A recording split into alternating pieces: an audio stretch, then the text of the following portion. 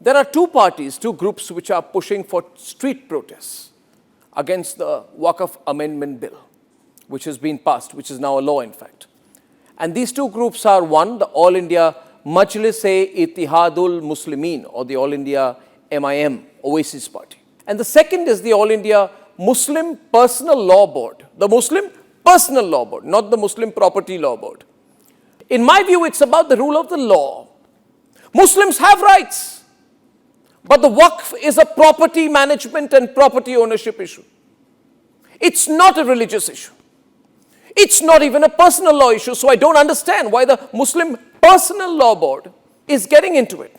Let me predict tonight that the so-called protests against the Waqf Act, the Waqf Bill, the Waqf Law, the new one, will fail. And they should fail. Because what is this? Why was the home of the BJP Minority Morcha President Asghar Ali in Manipur burnt last night? You know it was burnt because he's a Muslim leader from the BJP who supported the Waqf Bill. So his house was burnt. And the whole secular brigade is quiet about it.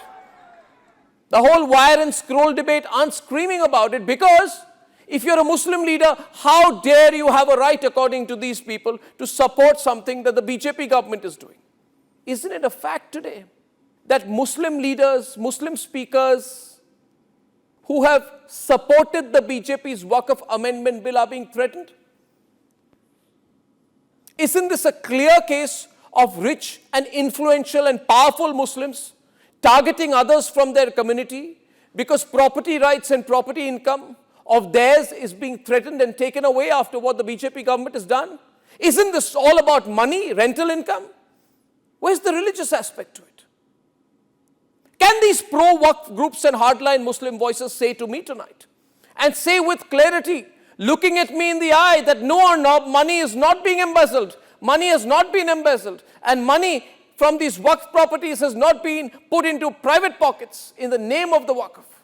You see, viewers, these Muslim hardline voices have realized that ordinary Muslims do not care about the Waqf issue because the ill-gotten money from the Waqf properties in most parts has gone into the hands of a very elite and super privileged few, while ordinary Muslims are just pulled out, sit on protest, forced to sit on protest whenever the economic and business interests of the super rich Muslim elite and rich members of their community gets affected.